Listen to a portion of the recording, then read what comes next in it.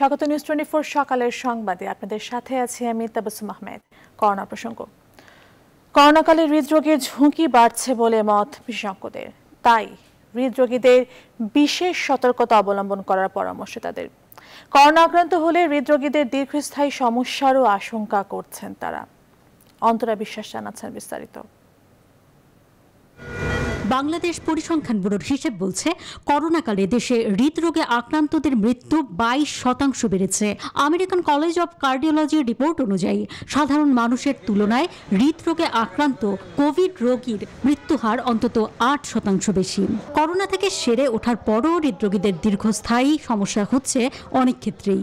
এজন্য হৃদরোগীদের করোনাকালে বিশেষ সতর্কতা অবলম্বন করতে বলছেন হৃদরোগ বিশেষজ্ঞরা। করোনার ভিতরে হার্টের যে ডিজিজ গুলো, হার্ট অ্যাটাক বা হার্ট রিলেটেড যে প্রবলেম গুলো বেশি হচ্ছে, এটার কারণ হলো করোনা ভাইরাস সরাসরি হার্টকে আক্রমণ করে, হার্টের মাসেলকে আক্রমণ করে, রক্ত জমাট বাঁধার প্রবণতা বেড়ে যায়। করোনা সংক্রমণের ভয়ে হৃদরোগের অনেক রোগী নিয়মিত চেক আপে হাসপাতালমুখী হতে ভয় পাচ্ছেন। এতে ঝুঁকিতে পড়ছেন অনেকে। তারা যেন কোনোভাবেই এই হার্ট অ্যাটাক নিয়ে বাসায় বসে না থাকে। যে করোনাকালীন সময় হার্ট অ্যাটাকের পেশেন্ট আসলে তারা একটা গ্রে জোনে ভর্তি হবেন। ভর্তি হওয়ার পরে সেখানে তারা ব্লাড থিনার, আইদার স্ট্রেপ্টোকাইনেজ অর টেনেক্টেপ্লেজ, এই দুটোর যে কোনো একটা দিয়েই তার জমাট রক্তটা ভেঙে দেওয়া হবে এবং ইতিমধ্যে তার কোভিড টেস্টটাও হয়ে যায়। গবেষণা বলছে বিশ্বে প্রতি বছর 1,80,00,000 মানুষ কার্ডিওভাস্কুলার রোগে মারা যান, আর বাংলাদেশে প্রতি বছর হৃদরোগে মারা যান 2,77,000 মানুষ। আমাদের এই উপমহাদেশের মানুষের যে জেনেটিক প্রিডিসপোজিশন আছে, যেমন আমাদের লোকেরা যারা পশ্চিমা দেশে বসবাস করছে, কানাডা, ইউরোপ এবং আমেরিকায় বসবাস করছে, তারা দেখা যায় যে ওখানে গিয়েও তাদের হার্ট অ্যাটাক বা স্ট্রোকের ঝুঁকি ওই দেশের মানুষের চেয়ে অনেক গুণ বেশি। নিয়মিত শরীর চর্চা করা, সুষম খাবার খাওয়া, প্রচুর পানি পান করা, দুশ্চিন্তা না করা এবং সঠিক জীবন আচরণে থাকাকে হৃদরোগ থেকে বাঁচার অন্যতম উপায় বলে জানান বিশেষজ্ঞরা। আর করোনাকালে হৃদরোগীদের বিশেষভাবে স্বাস্থ্যবিধি মেনে চলারও পরামর্শ তাদের। খাদ্যাভ্যাস, তারপরে হচ্ছে আপনার অলস বসে থাকা এবং একটু হাঁটাহাঁটি বা আমরা কম করে থাকি। অন্তরা বিশ্বাস, নিউজ 24, ঢাকা। সেটা করোনা সংক্রমণের রাজধানীর সরকারি ও বেসরকারি হাসপাতালে বাড়ছে রোগীর চাপ। দেশের অন্যান্য হাসপাতালেও বেড না পাওয়ার হাহাকার। রোগীদের অভিযোগ, রাজধানীর কোনো হাসপাতালেই আইসিইউ সিট খালি নেই। চিকিৎসকরা বলছেন, যে হারে রোগী বাড়ছে তাতে করোনার সংক্রমণ ঠেকানোর কোনো বিকল্প নেই। মৌ খন্দকার জানাচ্ছেন বিস্তারিত। পেরিয়ে গেছে 1 বছর, অথচ কোভিড আক্রান্ত রোগীদের চিকিৎসা সেবার মান কিংবা হাসপাতালের সক্ষমতা রয়ে গেছে অনেকটা আগের মতোই। সংক্রমণ ঊর্ধ্বমুখী 2 সপ্তাহ পেরিয়ে গেলেও বাড়ছে না হাসপাতাল কিংবা বেডের সংখ্যা। স্বাস্থ্য অধিদপ্তর অবশ্য বরাবরের মতোই শুনিয়ে যাচ্ছে নানা আশ্বাসের বাণী। সরেজমিনে গিয়ে দেখা যায় ভেতরে সিট নেই, এজন্য হাসপাতালের বাইরেই অক্সিজেন লাগিয়ে কিংবা অ্যাম্বুলেন্সে রেখেই চলছে কোভিড আক্রান্ত রোগীদের চিকিৎসা। সম্প্রতি অস্বাভাবিকভাবে করোনা রোগী বেড়ে যাওয়ায় রাজধানীর বেশিরভাগ হাসপাতালের চিত্রই অনেকটা একই রকম। আইসিইউর একটা ব্যবস্থা করা যায় নাই, একটা মানুষের কোনো চিকিৎসা হচ্ছে না, শুধুমাত্র ওইগুলো ফেলে রাখছে। আমি বেডের জন্য আসছি, আজ কয়েকদিন যাবত বেড পাচ্ছি না। এবং এই রোগীগুলো নিয়ে কোথায় যাব? এর একটা বিহিত হওয়া দরকার। করোনার জন্য সিট আরো বাড়াতে হবে যাতে করে আমরা সবাই সুষ্ঠু চিকিৎসাটা পাই। চিকিৎসকরা বলছেন জনগণকে স্বাস্থ্যবিধি মানতে বাধ্য করতে হবে। মানুষ এভাবে যদি চলাফেরা করে, স্বাস্থ্যবিধি না মেনে চলে, তাহলে কিন্তু সংখ্যাটা ছড়িয়ে গেলে কিন্তু এটা ব্যবস্থাপনার মধ্যে আনাটা খুবই আমাদের সবার জন্য কষ্টকর হয়ে যাবে। যে সারা বিশ্বের জন্য এটা একটা চ্যালেঞ্জিং। সে কারণে সবাইকে আহ্বান জানাবো, আপনারা স্বাস্থ্যবিধি মেনে চলুন। এই অবস্থায় হাসপাতালে সক্ষমতা বাড়ানোর পাশাপাশি সংক্রমণ নিয়ন্ত্রণে সরকার দ্রুত পদক্ষেপ না নিলে পরিস্থিতি নিয়ন্ত্রণের বাইরে চলে যেতে পারে বলে সতর্ক করেছেন বিশেষজ্ঞরা। মৌ খন্দকার, নিউজ 24, ঢাকা। করোনা নিয়ন্ত্রণে 14 এপ্রিল থেকে 1 সপ্তাহের জন্য কঠোর লকডাউন দিতে যাচ্ছে সরকার। জনপ্রশাসন প্রতিমন্ত্রী জানিয়েছেন, প্রধানমন্ত্রীর নির্দেশে এবারের লকডাউনে জরুরি সেবা ছাড়া সরকারি বেসরকারি সব অফিস বন্ধ থাকবে।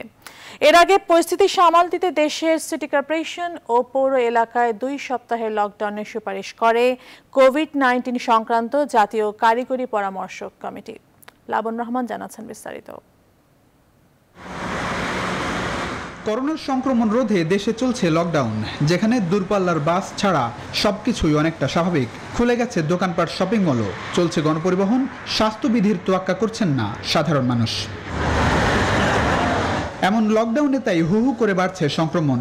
লম্বা হচ্ছে করোনার কাছে হার মানা মানুষের মৃত্যুর মিছিল। একদিনে সর্বোচ্চ ৭৪ জনের মৃত্যু দেখেছে বাংলাদেশ। গেল এক সপ্তাহ ধরে প্রতিদিন নতুন সংক্রমণ হচ্ছে গড়ে প্রায় ৭,০০০। পরিস্থিতি সামাল দিতে দেশের সিটি কর্পোরেশন এবং পৌরসভা এলাকায় অন্তত ২ সপ্তাহের জন্য কঠোর লকডাউনের সুপারিশ করেছে কোভিড-১৯ সংক্রান্ত জাতীয় কারিগরি পরামর্শ কমিটি। আমরা আসলে সর্বাত্মক যে লকডাউনের জন্য সরকারের কাছে অনুরোধ করেছি। আমরা বলেছিলাম ওই মুহূর্ত থেকে আপনার এর মধ্যে যাতে কোনো রকমের আপনার গ্যাপ দেওয়া না হয়।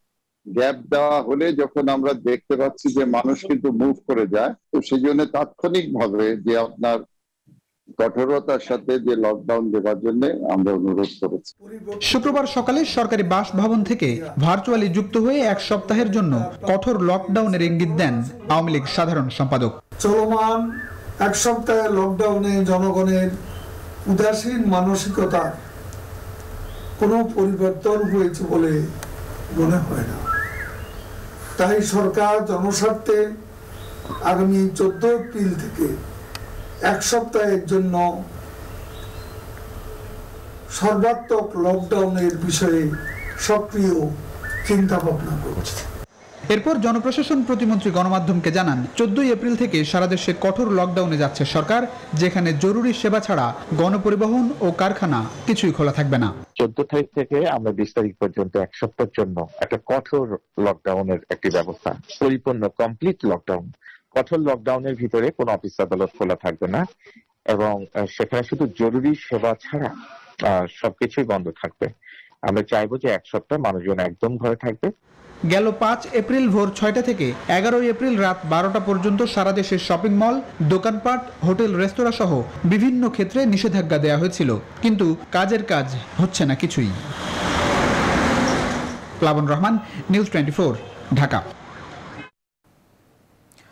শুক্রবার দেশে করোনায় আরও 63 জনের মৃত্যুর খবর দিয়েছে স্বাস্থ্য অধিদপ্তর। এ নিয়ে মোট মারা গেছেন ৯,৫৮৪ জন। 24 ঘন্টায় নতুন করে শনাক্ত হয়েছেন ৭,৪৬২ জন। এ নিয়ে দেশে করোনায় মোট শনাক্ত ৬,৭৩,৫৯৪ জন। 24 ঘন্টায় সুস্থ হয়েছেন ৩,৫১১ জন। এ পর্যন্ত মোট সুস্থ হয়েছেন ৫,৬৮,৫৪১ জন।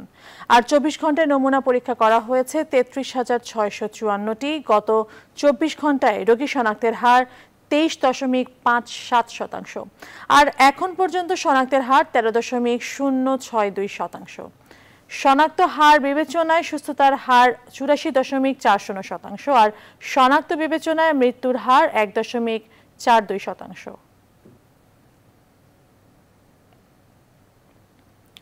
লকডাউনে বিপণী বিতান খোলার প্রথম দিনে ক্রেতা সমাগম হয় দুপুরের পর। সব শপিং মলের সামনে স্বাস্থ্যবিধি মানতে কড়াকড়ি থাকলেও মার্কেটের ভেতরে ছিল ঢিলেঢালা ভাব। ক্রেতারা জানান, করোনা প্রকোপ থাকলেও ফের দোকান বন্ধ হওয়ার আশঙ্কায় আগে ভাগেই ঈদের কেনাকাটা সেরে ফেলছেন তারা। আরেফিন শাকিল জানাচ্ছেন বিস্তারিত। খুলল কোটি মানুষের আয় রোজগারের দুয়ার, কিন্তু যে ভয় আর আশঙ্কায় 4 দিন আগে দ্বিতীয়বারের মতো বন্ধ করা হয় দোকান আর বিপণী বিতান, শুক্রবার সেই আশঙ্কা কমিয়ে আনার প্রতিশ্রুতি দিয়ে দোকানপাট খোলেন ব্যবসায়ীরা। ফলস্বরূপ স্বাস্থ্যবিধি মানতে সব ছোট বড় মার্কেটের সামনে রাখা হয় হাত ধোয়া আর স্যানিটাইজারের ব্যবস্থা। কড়াকড়ি করা হয় মাস্ক পরা নিয়ে, কিন্তু মার্কেটের ভিতরে ঢুকতেই সবার মধ্যে দেখা যায় ঢিলে ঢালা ভাব। আমরা না মানলে কেমন নেব?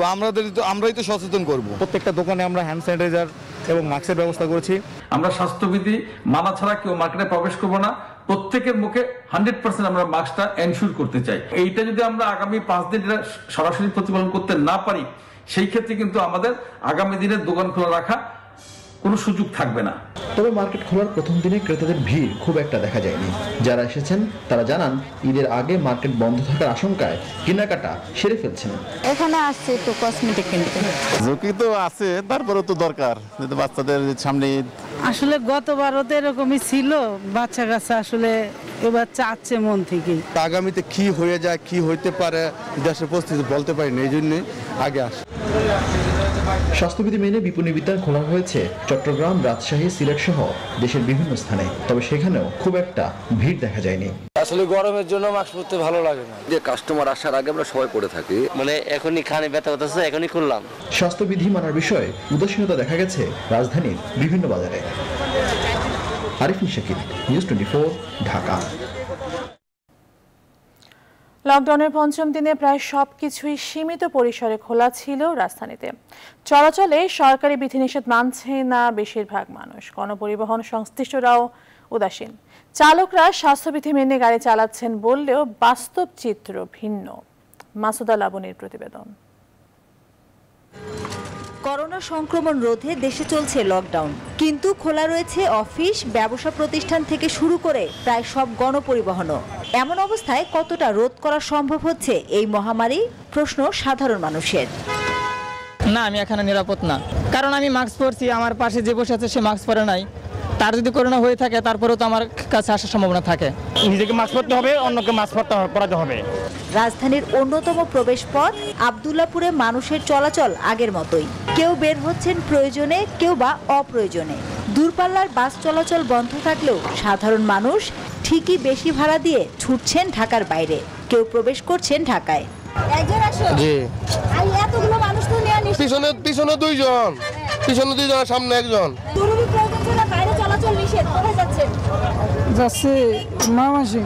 সব গণপরিবহন চলাচল করলেও কিছু বাসে যাত্রী কম, তবে উল্টা চিত্র আছে বিভিন্ন বাসে।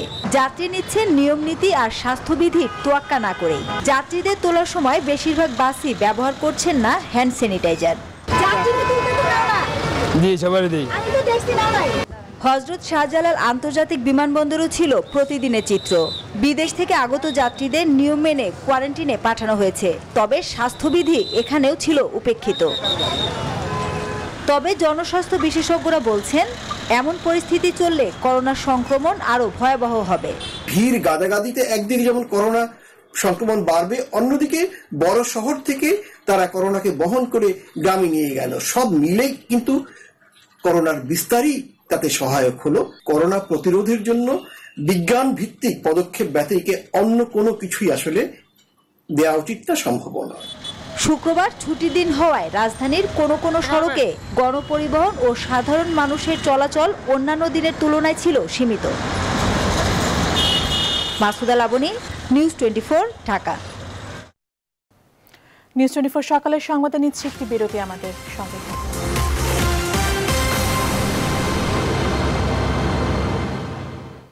আর একবার স্বাগত, দেখছেন নিউজ 24 সকালের সংবাদ। রোহিঙ্গা ইস্যুতে মিয়ানমার ভিন্ন পথে হাঁটছে উল্লেখ করে সংকট মোকাবেলায় বিশ্ব সম্প্রদায়কে এগিয়ে আসার আহ্বান জানিয়েছেন মার্কিন সরকারের জলবায়ু বিষয়ক বিশেষ দূত জন কেরি। শুক্রবার ছুটিকা সফরে ঢাকায় এসে যৌথ ব্রিফিংকালে এক প্রশ্নের উত্তরে তিনি এই আহ্বান জানান। এ সময় বিশ্বব্যাপী জলবায়ু পরিবর্তন ও এর ঝুঁকি মোকাবেলায় ঢাকা ওয়াশিংটন এক হয়ে কাজ করারও আশাবাদ ব্যক্ত করেন জন কেরি। লাকমিনা জেসমিন সোমা জানাচ্ছেন বিস্তারিত। আগামী 22-23 এপ্রিল জলবায়ু সম্মেলনে অংশ নিতে প্রধানমন্ত্রী শেখ হাসিনাকে আমন্ত্রণ জানাতে শুক্রবার ঢাকায় আসেন মার্কিন প্রেসিডেন্ট জো বাইডেনের জলবায়ু বিষয়ক বিশেষ দূত জন কেরি। একদিনের সফরে এসে প্রধানমন্ত্রী শেখ হাসিনার সাথে সাক্ষাৎ করেন তিনি। জানা যায়, আসন্ন সম্মেলনে জলবায়ু পরিবর্তনের প্রভাবে ঝুঁকিতে থাকা দেশগুলোর নেতৃত্বে বাংলাদেশের অবদানের জন্য প্রধানমন্ত্রী শেখ হাসিনা বিশেষ স্বীকৃতি পাবেন। দুপুরে রাষ্ট্রীয় অতিথি ভবন পদ্মায় পররাষ্ট্রমন্ত্রী একে আব্দুল মোমেনের সাথে বৈঠক করেন তিনি। বৈঠকে মার্কিন প্রেসিডেন্টের জলবায়ু নীতি, বিনিয়োগ, উদ্ভাবন এবং টেকসই অর্থনৈতিক বিকাশের মাধ্যমে সমৃদ্ধি বাড়ানোর ক্ষেত্রে সহযোগিতার উপর গুরুত্ব আরোপ করেন কেরি।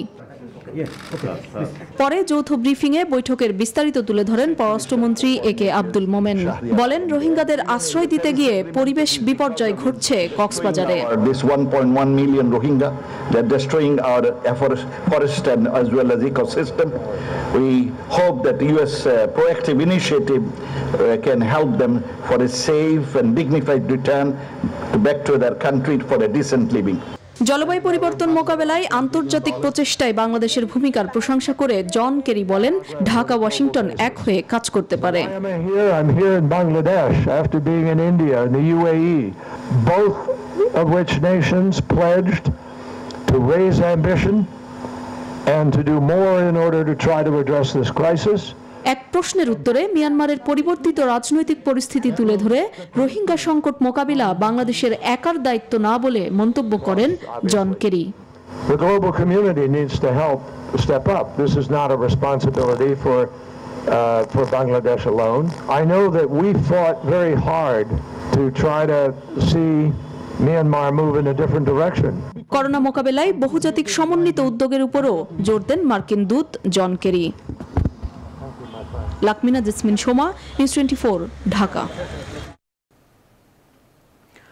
অপহরণ করে টাকা আদায়ের অভিযোগে র্যাবের 4 সদস্যকে গ্রেপ্তার করেছে হাতিঝিল থানা পুলিশ। শুক্রবার তাদের গ্রেপ্তার করা হয়।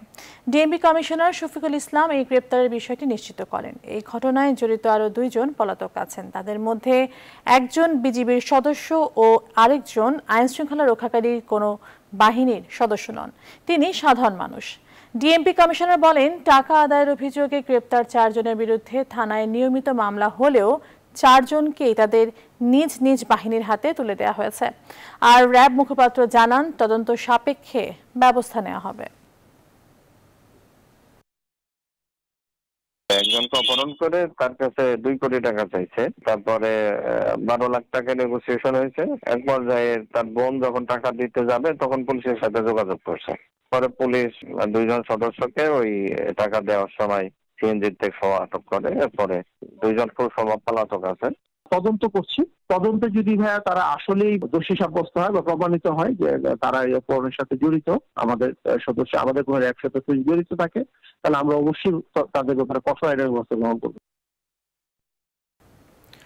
আগামী 30 মে ডিজিটাল নিরাপত্তা আইনে করা মামলায় শিশু বক্তা খ্যাত মাওলানা রফিকুল ইসলামের বিরুদ্ধে তদন্ত প্রতিবেদন দাখিলের জন্য দিন ধার্য করেছেন আদালত। শুক্রবার মামলার এজাহারে গ্রহণ করে প্রতিবেদন দাখিলের জন্য এই দিন ধার্য করেন ঢাকা মহানগর হাকিম মোর্শেদ আল মামুন ভূঁইয়া। এর আগে বৃহস্পতিবার রফিকুলের বিরুদ্ধে ডিজিটাল নিরাপত্তা আইনে মতিঝিল থানায় মামলা করা হয়। বুধবার রাষ্ট্রবিরোধী উস্কানিমূলক বক্তব্য এবং বিশৃঙ্খলা সৃষ্টির চেষ্টার অভিযোগে রফিকুল ইসলামকে নেত্রকোনা থেকে আটক করে র্যাব। কক্সবাজার সমুদ্র সৈকতের মেরিন ড্রাইভ সড়কের হিমছড়ি সৈকতে ভেসে এলো বিশালাকৃতির মৃত নীলতিমি। গভীর সাগরে বড় জাহাজের ধাক্কায় তিমিটির মৃত্যু হতে পারে বলে ধারণা পরিবেশবিদদের। জেলা প্রশাসন জানিয়েছে, দ্রুত মৃত তিমিটি মাটিতে পুঁতে ফেলা হবে। কক্সবাজার থেকে আইয়ুবুল ইসলামের তথ্যচিত্র দেখুন ডেস্ক রিপোর্ট। 44 ফুট দীর্ঘ মৃত তিমিটির ওজন আনুমানিক 2.5 টন। তিমিটি পচে গেছে, দুর্গন্ধও ছড়াচ্ছে। এর পেছনের দিকের অংশে বড় ক্ষত রয়েছে। শুক্রবার দুপুরে ভেসে আসা মৃত তিমি দেখে স্থানীয়রা বন বিভাগ এবং পরিবেশ অধিদপ্তরে খবর দেন। হিমছড়ির সৈকতে মৃত তিমিটি ভেসে আসে। আমরা এটি দেখতে ঘটনাস্থলে যাই, দেখতে পাই এই তিমির শরীরে বিভিন্ন স্থানে ক্ষত বিক্ষত, অনেকটা দুর্গন্ধ বের হচ্ছে। তাই মনে করছি এটা কমপক্ষে 7-8 দিন আগে এটা গভীর সমুদ্রে মারা গেছে। বিকাল পর্যন্ত তিমিটি উদ্ধারে কোনো তৎপরতা শুরু হয়নি, তবে দেখার জন্য উৎসুক মানুষের ভিড় জমে যায়। পরিবেশবাদী সংগঠন বলছে তিমিটি অন্তত 1 সপ্তাহ আগে মারা গেছে বলে তাদের ধারণা। জেলা প্রশাসন জানায়, দ্রুত সময়ের মধ্যে মৃত্যুর কারণ নির্ধারণ করে তিমিটিকে মাটিতে পুঁতে ফেলা হবে। এটা আইডেন্টিফাই করাটা একটু কঠিন। আমরা যে আমাদের প্রাণী সম্পদ অধিদপ্তর রয়েছে, আমাদের মৎস্য বিভাগ রয়েছে, তাদের যারা টেকনিক্যাল পার্সন তারা এটা আসবেন। আমাদের ইতিমধ্যেই বন বিভাগ যারা বন্যপ্রাণী এবং সামুদ্রিক প্রাণী সংরক্ষণের সঙ্গে জড়িত তারাও এখানে এসেছেন, তারা এটি দেখছেন। আমাদের প্রাথমিক দায়িত্ব হচ্ছে এটার একটা দ্রুত সমাহিত করার প্রয়োজন। 1996 ও 2008 সালে পৃথক দুটি বিশাল তিমি এভাবে ভেসে এসেছিল। দীর্ঘদিন পর আবার বিশাল মৃত তিমি সৈকতে ভেসে এলো। Desk report, news 24। এবারে বইমেলার খবর। ছুটির দিনে দর্শনার্থীদের ভিড় থাকলেও অমর একুশে বইমেলায় পাঠকের সংখ্যা ছিল নেহাত হাতে গোনা। ঘটা করে নতুন বইয়ের মোড়ক উন্মোচন হলেও বিক্রি হচ্ছে না আশানুরূপ। এমনটা চলতে থাকলে উঠবে না স্টল আর প্যাভিলিয়ন ভাড়া, বলছেন প্রকাশকরা। সুকন্যা আমিরের প্রতিবেদন। অমর একুশে বইমেলার শেষ শুক্রবার, তাই অন্যান্য দিনের তুলনায় বাড়বে ভিড়, বাড়বে বই বিক্রি। এমন আশা থাকলেও বাস্তবের চিত্র বলে ভিন্ন কথা। গুটি কয়েকজনের হাতে বই থাকলেও বেশিরভাগই এসেছেন দর্শনার্থী হয়ে। প্রকাশকরা বলছেন, এমনটা চলতে থাকলে স্টল ভাড়া গোছাতেই হিমশিম খেতে হবে তাদের। গতবারের সেলসের তুলনায় এইবারের সেলস 25%-এর চেয়েও কম হচ্ছে। তো আমাদের মেলার যেই খরচপাতি আছে ওগুলাই উঠাতে কষ্ট হচ্ছে। বইমেলাতে এখন এখান থেকে আমরা যেতেও পারছি না, থাকতেও পারছি না, এরকম একটা সিচুয়েশনে আছি। অন্যান্য যে বইগুলো প্রকাশিত হওয়ার কথা ছিল আমরা প্রায় সবগুলো বই আটকে দিয়েছি। গেল বছরও পাঠকদের উপস্থিতি ছিল চোখে পড়ার মতন, তবে এবছরের চিত্র উল্টো। নতুন বই প্রকাশ হচ্ছে ঠিকই, কিন্তু বিক্রি হচ্ছে না আশানুরূপ। ফলে হতাশ প্রকাশকরা।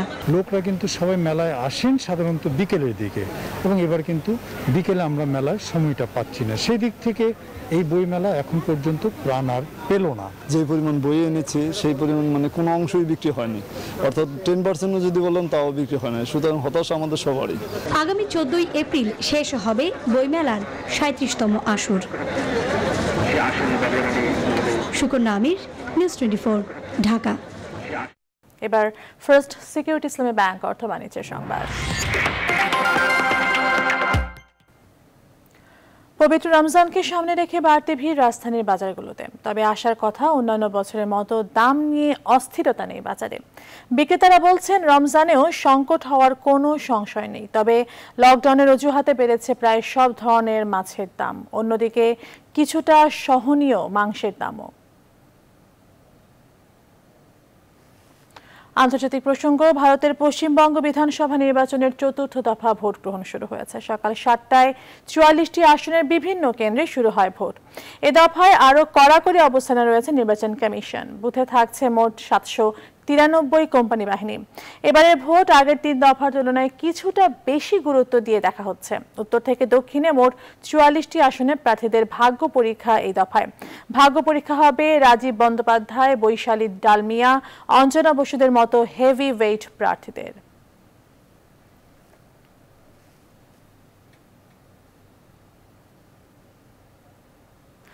আশুলিয়ার জিরাবতে সিলভার অ্যাপারেলস নামে একটি তৈরি পোশাক কারখানায় আগুনের ঘটনা ঘটেছে। শনিবার ভোরে কারখানাটিতে আগুনের সূত্রপাত হয়। প্রথমে কারখানাটির কর্মীরা আগুন নেভানোর চেষ্টা করে, পরে ফায়ার সার্ভিসের 6টি ইউনিট ঘটনাস্থলে আসে। বাংলাদেশ গেমসের খবর। শেষ হলো বাংলাদেশ গেমসের এবারের আসর। শেষ দিনে ভারোত্তোলনে 9টি জাতীয় রেকর্ড হয়েছে। নারী বিভাগে 4 ও পুরুষ বিভাগে হয়েছে 5টি রেকর্ড। তায়কোয়ান্দোতে ইভেন্টে স্বর্ণ জিতেছেন বাংলাদেশ সেনাবাহিনীর মাসুদ পারভেজ ও বর্ডার গার্ড বাংলাদেশের মাসুম খান। এদিকে রোয়িংয়ে সেরা হয়েছে কেরানীগঞ্জ। নারী হকিতে শিরোপা জিতেছে নড়াইল।